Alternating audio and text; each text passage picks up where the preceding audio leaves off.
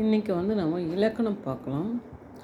இது வந்து sixth to 12th வரையும் இருக்கிற இலக்கணம்.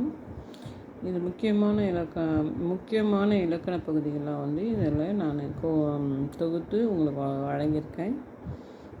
இது வந்து டெட்டு, அப்புறம் வந்து குரூப் 1, குரூப் 2, தென் வந்து டிஎன்பிசி, இது இப்படி எல்லா இதுக்கும் இலக்கணம் வந்து தேவைப்படுது. ஓகே, இலக்கணம் பார்ப்போம். தேவைப்படுது. எல்லோரும் வந்து சப்ஸ்கிரைப் பண்ணி ஆல் பெல் ஐக்கனை கிளிக் பண்ணிங்க. ஓகே, நம்ம இன்றைக்கி இலக்கணம் படிக்கலாம். வியங்கோல் வினைமுற்று. வியங்கோல் வினைமுற்றுனா கா, இயர் என்பதில் முடிவு பெறுவது தான் வியங்கோல். ஒரு வார்த்தையில் வந்து இப்போ பாருங்கள், எக்ஸாம்பிள், ஒரு வார்த்தையில் கடைசி எழுத்து கானோ இல்லை இயர்னோ முடிவடைஞ்சால் அது வந்து வியங்கோல் வினைமுற்று. இப்போ பாருங்கள், எக்ஸாம்பிள் வந்து வாழ்க கடைசி எழுத்து கால முடியுது, அதனால் இது வந்து வியங்கோல் வினைமுற்று. பொழிக கடைசி எழுத்து கால முடியுது, பாருங்கள். வாழியர் இயரில் முடியுதா, இயரில் முடியுதுனால இது வியங்கோல் வினைமுற்று. வாழிய இய அப்படின்னு முடிகிறதுனால அது வியங்கோல் வினைமுற்று. நெக்ஸ்ட்டு வந்து பண்புத்தொகை. பண்புத்தொகைனா இரண்டு சொற்களுக்கு இடையே ஆகிய பண்புருவு மறைந்து வருவது பண்புத்தொகை. எடுத்துக்காட்டு, அது வந்து ஒரு வடிவமாக கூட இருக்கலாம், பண்பாக இருக்கலாம், சுவையாக இருக்கலாம், எண்ணாக இருக்கலாம். அதை பற்றி வருவது தான். பிரித்தால் மை விகுதி இடம்பெறும். நார்மலாக நம்ம ஸ்கூல் டேஸ்லாம் வந்து பண்புத்தொகைனா நடுவில் மை விகுதி வந்து மறைந்து வந்தால் அது பண்புத்தொகை. எக்ஸாம்பிள் இது பெரும் படை,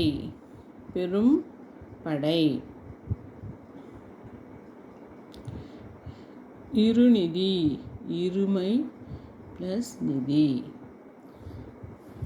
நறுஞ்சுவை, நறுமை ப்ளஸ் சுவை. சுவை என்ற ஒரு பண்பு மறைஞ்சிருக்கிறதுனால அது பண்புத்தொகை சொல்லலாம்.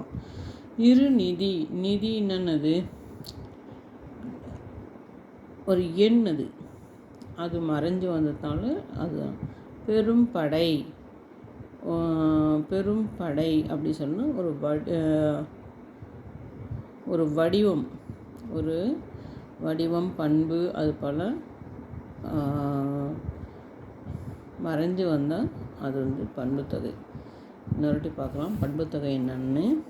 இரண்டு சொற்களுக்கு இடையே ஆகிய பெரும்படை, இருநிதி ஆகிய பண்புருனா பண்புரு மறைந்து வருவது, ஆகிய என்ற பண்புரு மறைந்து வருவது, வடிவம், பண்பு, சுவை, எண் பற்றி வரும். பிரித்தால் மை விகுதி இடம்பெறும். பெரும்படை,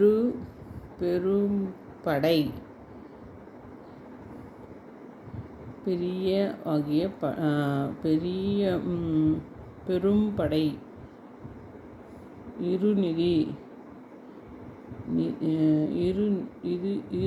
இரு ஆகிய நிதி, அது போல் வரலாம். அப்புறம் வந்து பண்பு, அது சுவை, இதை வந்து நறுமைன்னா சுவையை குறிக்கிறது இல்லை, அது அப்படிலாம் வந்தால் கூட பண்புத்தொகை சொல்லலாம். அடுத்தது தொழில் பெயர். தொழில் பெயர்னா கல், அல், அம், கை, ஐ, சி, பூ என்பதிலே முடிவது தொழிற்பெயர் அப்படின்னு முடிஞ்சால் எக்ஸாம்பிள் பார்ப்போம். பாடுதல், அல், பாடுதல், அல் சத்தம் வருதா, அந்த அந்த எழுத்து வருது அல். ஓட்டம், இம் அம் வருதா, ஓட்டம், அதெல்லாம் வந்தால் தொழிற்பெயர். சாரி, அதெல்லாம் வந்தால் தொழிற்பெயர். ஓட்டம். காண்ப, பூ வரிசை ப, பா வரிசை வருதா, காண்ப, பூ வரிசை வருதா, காண்ப. அப்படி வந்து எல்லாமே வந்து தொழிற்பெயர். அடுத்தது வந்து உரிச்சொல் தொடர். உரிச்சொல் தொடர்னால் என்ன? சால, தவ, தடகரி, தடகரி, மல்லம், அப்புறம் குருத்து, சுடிநகர், வைக்கோல், இது போலாம் வருதுன்னா அது உரிச்சொல் தொடர். உரிச்சொல் தொடர்னா சால, இது போலாம் வந்து மறைஞ்சு அதை மறைஞ்சு வந்தால் அது உரிச்சொல் தொடர். அடுத்தது பாரு, பெயரெச்சம். பெயரெச்சம், பெயரெச்ச சொல் ஆ வடிவில் முடிந்தால். பெயரெச்சம் வந்து பெயரெச்சம் ஆ வடிவில் முடியணும். ஒரு எக்ஸாம்பிள், இப்போ எடுத்துக்காட்டு, உண்ட, ஆ வருதா, உண்ட, சாத்தன், ஆ வருதா, வந்த, ஆ வருதா, பசு, பசு, அப்படி தான் வந்து வந்த பசு, வந்த பசு, வந்த பசு, அப்படிலாம் வருதா, அதெல்லாம் என்னென்னா பெயரெச்சம். ஆ வடிவில் முதல் வார்த்தை ஆ வடிவில் முடிஞ்சுதுன்னா அது பெயரெச்சம். வினையெச்ச சொல் ஊ அல்லது இ என்பதிலே முடிந்தால் வினையெச்சம். ஊ அல்லது இ, ஊ அல்லது இ என்பது முடிந்தால் அது வினையெச்சம். வந்து சென்றான், ஆடி முடித்தான், வந்து சென்றான், ஆடி முடித்தான் அப்படின்னு வந்தனா அதெல்லாம் வினையெச்சம். ஈறுகெட்ட எதிர்மறை பெயரெச்சம். ஈறுகெட்ட எதிர்மறை பெயரெச்சம். ஆவில் முடியும், முடிவு பெறாமல் இருக்கும், அது ஈறுகெட்ட எதிர்மறை பெயரெச்சம். ஆவில் முடியும், முடிவு பெறாமல் இருக்கும், அது ஈறுகெட்ட பெயரெச்சம், எதிர்மறை பெயரெச்சம். எடுத்துக்காட்டு, ஆவில் முடிதா பாரு, வேண்டா குப்பை, வேண்டா குப்பை, ஓடா குதிரை, தீதிலா வடமீன், தீதிலா வடமீன். ஓகே, வேண்டா குப்பை, ஓடா குதிரை, தீதிலா வடமீன் அப்படின்னு வந்தால் வந்து அது ஈறுகட்ட எதிர்மறை பெயரெச்சம். ஈறுகட்ட எதிர்மறை ஆவில் முடியணும், முடிவு வந்து முடிவு வந்து ஆவில் முடியணும். முடிவு வந்து பெறாமல் இருக்கும், அது ஈறுகட்ட. முடிவு பெறாமல் இருக்கும். வேண்டா குப்பை, ஆனால் அது முடிவு பொருளை பாரு, வேண்டாம் சொல்கிறாங்க, ஆனால் குப்பைன்னு வருது அடுத்த வேர்டு வந்து குப்பைன்னு வருது. அதனால் முடிவு பெறாமல் இருக்கும். ஆவில் முடியும், ஆனால் முடிவு பெறலை அப்படின்னு வந்தால் ஈறுகட்ட எதிர்மறை பெயரெச்சம். ஓகே, ஓடா குதிரை, ஓடாமல் இருக்குதுன்னு சொல்கிறாங்க, ஆனால் குதிரை சொல்கிறாங்க. ஆவில் முடியும், ஆனால் முடிவு பெறாமல் இருக்கும், அதுவே ஈறுகெட்ட எதிர்மறை பெயரெச்சம். ஓகே, அடுத்தது பார்ப்போம்.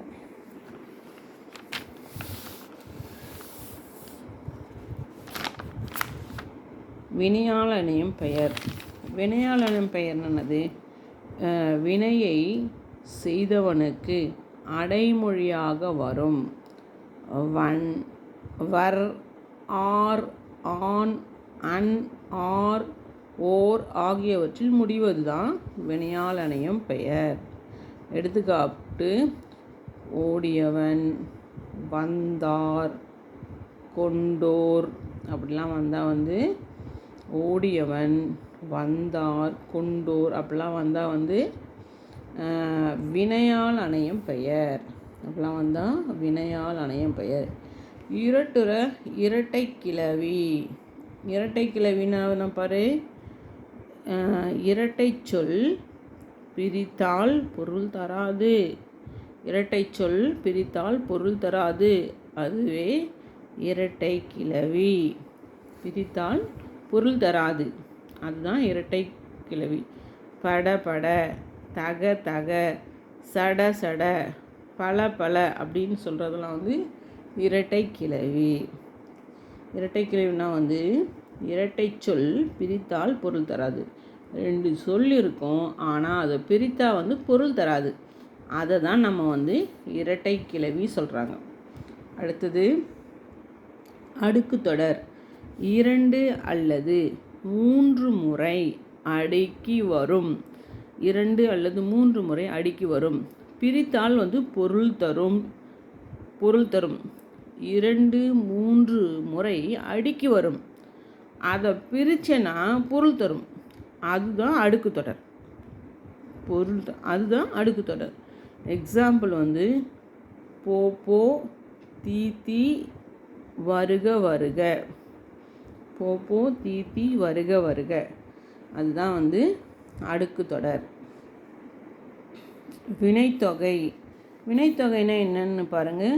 3 காலத்தையும் மறைமுகமாக காட்டுவது வினைத்தொகை. 3 காலத்தையும் மறைமுகமாக. வினை என்னது? ஒரு செயல். வினைனா ஒரு செயல். அந்த செயலை மறைமுகமாக காட்டுவது தான் வினைத்தொகைன்னு சொல்கிறாங்க. 3 காலத்தையும் மறைமுகமாக காட்டுவது தான் வினைத்தொகை. எடுத்துக்காட்டு, கொல் யானை அப்படின்னா கொல்கின்ற யானை. கொல்லும் யானை, கொன்ற யானை. 3 காலத்தையுமே காட்ட சொன்னது தான் வினைத்தொகை.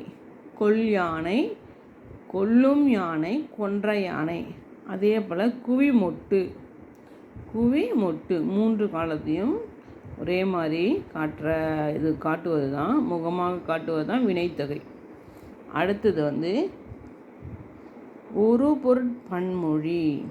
அடுத்த இலக்கணம் என்னது? ஒரு பொருட்பன்மொழி. ஒரு பொருளை குறிக்க வேறு சொற்கள் வரும், அது ஒரு பொருட்பன்மொழி.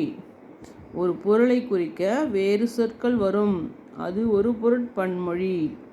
எடுத்துக்காட்டு, ஒரு தனி, ஒரு தனி, ஒரு ஒன்று, தனி ஒன்று. ஓங்கி உயர்ந்த, பிறை கூன், பிறை கூன் அப்படி சொல்லுவாங்க. அடுத்தது ஊமைத்தொகை. ஊமைத்தொகைன்னா என்ன? போல, போல, போன்ற ஆகிய ஓம உறுப்புகள் மறைந்து வரும், அதுவே உம்மைத்தொகை. எடுத்துக்காட்டு, மலர்முகம். மலர்முகம் அது போல, மலர் போல முகம். கயல்விழி, கயல் போன்ற விழி. பவள வாய், பவளம் போன்ற வாய்.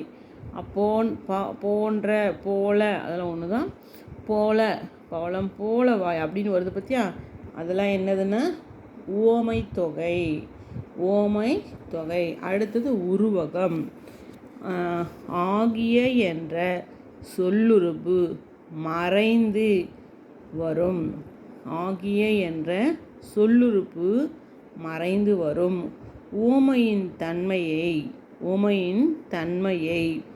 பொருளின் மீது ஏற்றி கூறுவது உருவகம். ஆகிய என்ற சொல்லுறுப்பு மறைந்து வரும். உவமையின் தன்மையை பொருளின் மீது ஏற்றி கூறுவது உருவகம். எடுத்துக்காட்டு, வாழ்க்கை போர். வாழ்க்கை போர். ஆகிய என்ற சொல்லுறுப்பு மறைந்து வரும். உவமையின் தன்மையை பொருளின் மீது ஏற்றி கூறுவது தான் உருவகம். வாழ்க்கை போர், வாழ்க்கையாகிய போர். பிறவி இருள், பிறவிய பிறவி பிறவியில் இருள். ஒளி அமுது, ஒளி போன்ற அமுது அப்படி சொல்கிறது தான். அப்படி சொல்ல உருவகம் ஒன்றை உருவகப்படுத்தி கூறுவது தான் உருவகம். அடுத்தது உம்மை தொகை. உம்மை தொகைன்னா என்ன? தொடர்புடைய இரு சொல்லில் என்ற இடைச்சொல் மறைந்து வருவது தான் உம்மை தொகை. தொடர்புடைய இரு சொற்களில் என்ற இடைச்சொல் மறைந்து வருவது உம்மை தொகை. எடுத்துக்காட்டு, வில்லும் வாளும். வில்லும் வாளும். வில்லும் தான் வாளும். வில்லும் வாளும் அப்படின்னு என்ற மறைஞ்சு வந்தால் அது உம்மை தொகை. தொடர்புடைய போர்க்கருவிகள் மறைந்து வந்துள்ளது. காசும் பணமும் அப்படின்னு வருது பார்த்தியா, அதுதான் உம்மை தொகை. எண்ணும்மை. தொடர்புடைய இரு சொற்களில் என்ற இடைச்சொல் வெளிப்படையாக வருவது உம்மை தொகை. தொடர்புடைய இரு சொற்களில் என்ற இடைச்சொல் வெளிப்படையாக வருவது உம்மை தொகை. எடுத்துக்காட்டு, வாயிலும் சன்னலும். வாயிலும் சன்னலும். வாயிலும் வருதான், அதை வாயிலும் சுத்தம் வருது பாருங்கள். அப்போது அது எண்ணும்மை. எண்ணும்மை. எண்ணும்மை. ஓகே.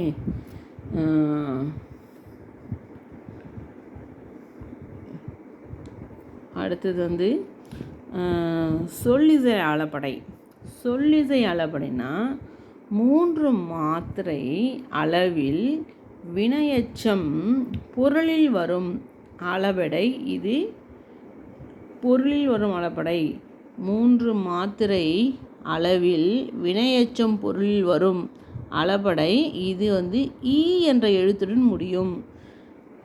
சொல்லிசை அளபடை ஈ என்ற எழுத்தில் முடியும். அதுக்கு எடுத்துக்காட்டு, ஓரி, நம்பொழி,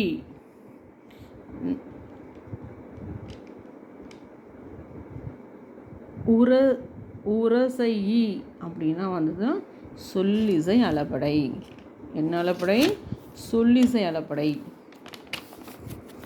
அடுத்தது இன்னிசை அளபடை. இன்னிசை அளபடைனா என்னது? 3 மாத்திரை அளவில் 3 அசை சொற்கள் அமைவது இன்னிசை அளபடை. எடுத்துக்காட்டு, உண்பதும், பது, 3 மாத்திரை. ஒரு ஒரு மாத்திரை, பது இன்னொரு மாத்திரை, இன்னொரு மாத்திரை. இது மொத்தம் சேர்ந்து 3 மாத்திரை அளவெடுக்க. அப்படி 3 மாத்திரை அளவில் 3 அசை சொற்கள் அமைவது இன்னிசை அளபடை. எடுத்துக்காட்டு, உண்பதும். அடுத்தது செய்யுளிசை அளபடை. 3 மாத்திரை அளவில் 2 அசை சொற்களில் அமைவது தான் செய்யுளிசை அளபடை. எடுத்துக்காட்டு, அதும், அதும், கழுஉமணி, கழுஉமணி,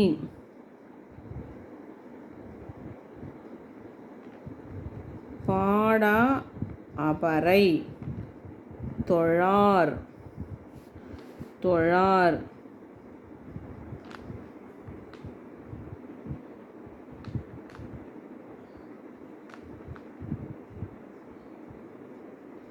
வேற்றுமை தொகை.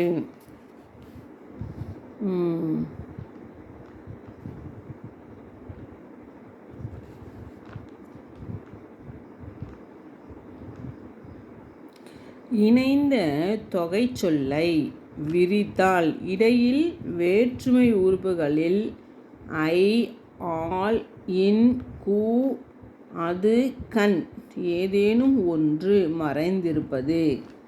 இணைந்த தொகை சொல்லை விரித்தால் இடையில் வேற்றுமை உறுப்புகளில் ஐ, ஆல், இன், கு, அது, கண் ஏதேனும் ஒன்று மறைந்திருப்பது என்னது? வேற்றுமை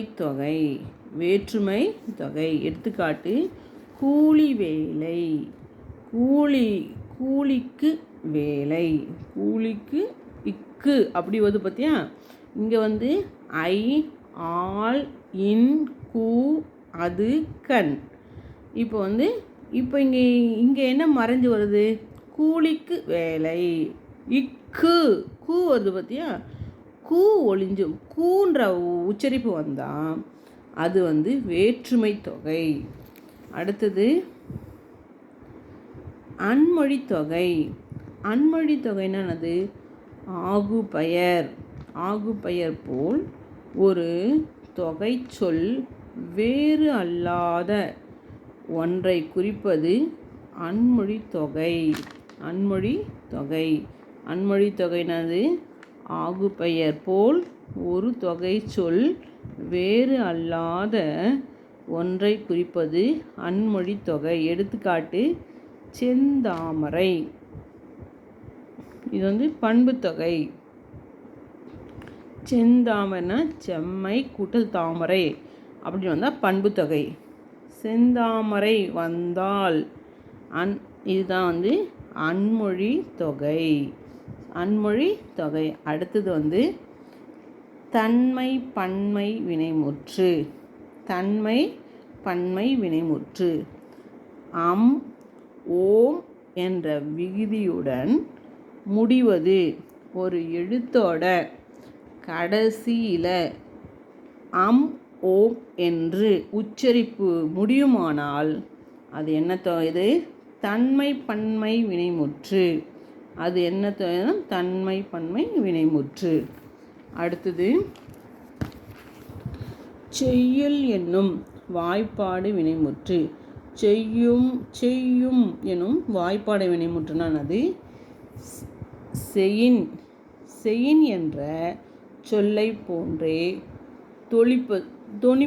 தொனிப்பதுன்னா அந்த உச்சரிப்பு அதே செயின் அப்படின்ற உச்சரிப்பு நம்மளுக்கு தொனிச்சா அந்த சத்தம் வந்தனா அது செய்யும் எனும் வாய்ப்பாட்டு வினைமுற்று. செய்யும் என்று வாய்ப்பாடு. எடுத்துக்காட்டு பொறின், இன். பார்த்தியா? பொறின் அது சத்தம் வருது பார்த்தியா? செயின், இன் அப்படி சொல்கிறேன். பொறின் அதுதான் செய்யும் என்னும் வாய்ப்பாட்டு வினைமுற்று. அடுத்தது செயின் என்னும் வாய்ப்பாட்டு வினைமுற்று. அதே தான் செய்யும் பொறின் அப்படின்னு வருது பார்த்தியா? அதுதான். அடுத்தது ஆகுபெயர்.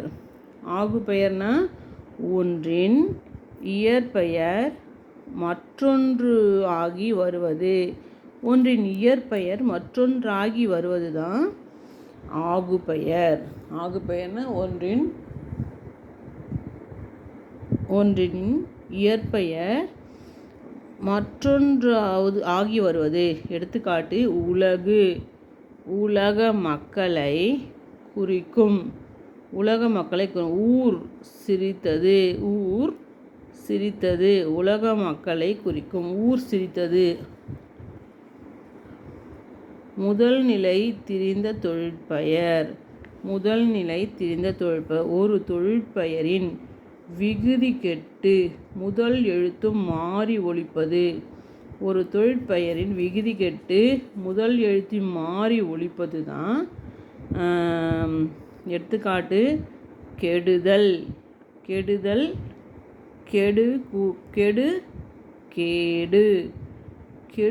கேடு, கெடுதல், கேடு அப்படின்னு வருது. ஒரு தொழிற்பெயரில் விகுதி கெட்டு முதல் எழுத்து மாறி ஒலிப்பது கேடு. பேரு அப்படின்னு வந்தால் அது என்னது? முதல் நிலை திரிந்த தொழிற்பெயர். அடுத்தது இலக்கண போலி. இலக்கண போலினா என்ன? ஓர் இலக்கண அமைப்புடைய சொல்லுக்கு போலியாக அமைவது. ஒரு இலக்கண அமைப்புடைய சொல்லுக்கு போலியாக அமைவது தான் இலக்கண போலி. எடுத்துக்காட்டு தசை. தசை சதை சொல்கிறாங்க பார்த்தியா, அதை போலவே ஒரு இலக்கண அமைப்புக்கு சொல்லுக்கு போலியாக வர்றது தான் தசை. சதைக்கு தான் தசை. அடுத்தது எழுத்துப்போலி. எழுத்துப்போலினா என்ன? ஒரு சொல்லின் எழுத்து மாறினாலும் பொருள் மாறாது. ஒரு சொல்லோட எழுத்து மாறினாலும் அதோட பொருள் மாறாது. எழுத்து மாறினாலும் பொருள் மாறாது. இது முதல் இடை கடைசியில் அமையும். முற்றிலும் மாறுபட்டு அமையும். எடுத்துக்காட்டு ஒரு சொல்லின் எழுத்து மாறினாலும் பொருள் மாறாது. இது முதல் இடை கடைசியில் அமையும். முதலாகவும் அமையலாம், இடையிலாகவும் அமையலாம், கடைசியாகவும் அமையலாம். முற்றிலும் மாறுபட்டு அமையும்.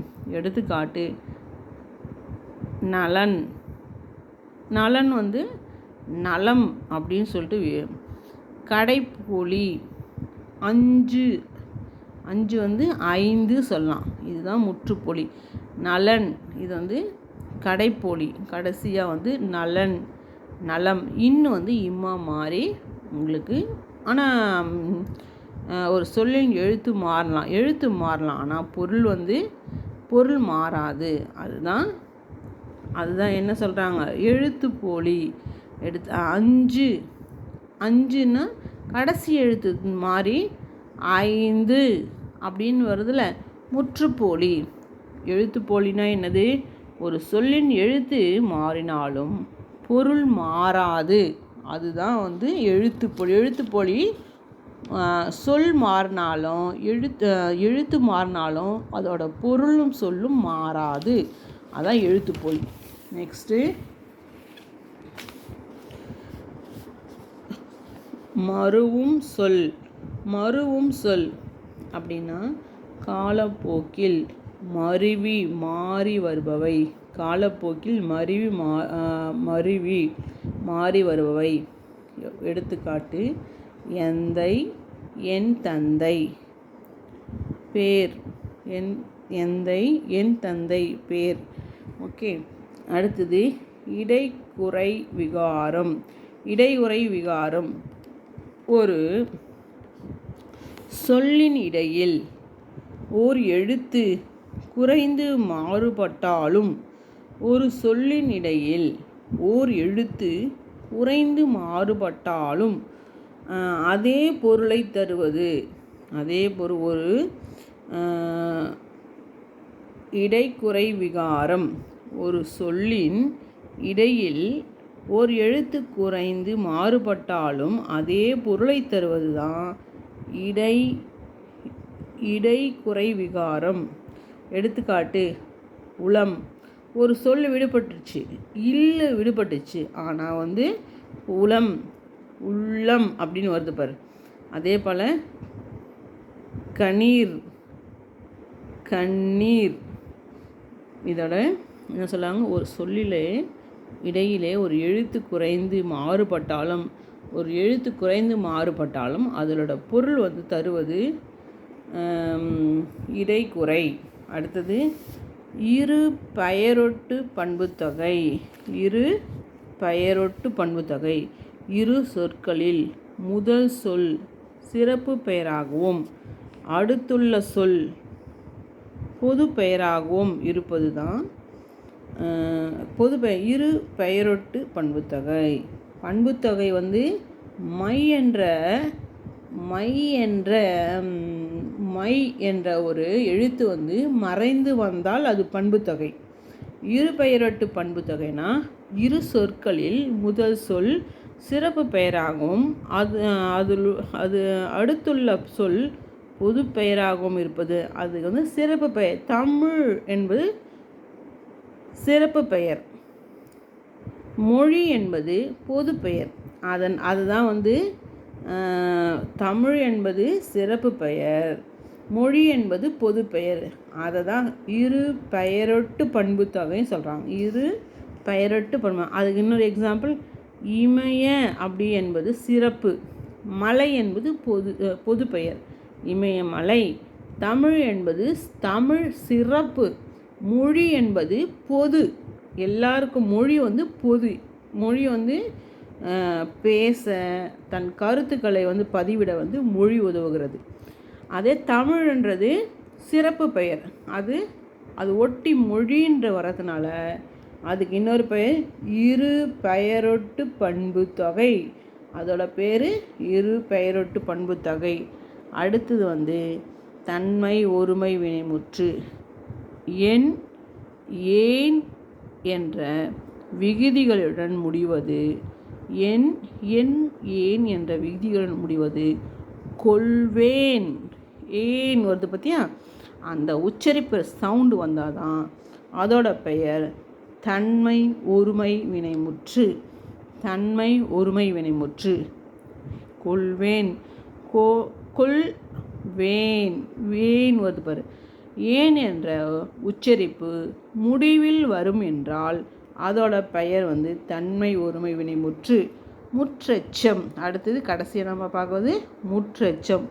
ஒரு வினைமுற்று சொல் வினையெச்ச பொருளில், ஒரு வினைமுற்ற சொல் வினையெச்ச பொருளில் வந்து மற்றொரு வினைமுற்றை கொண்டு முடியுமானால் அதுதான் முற்றெச்சம்.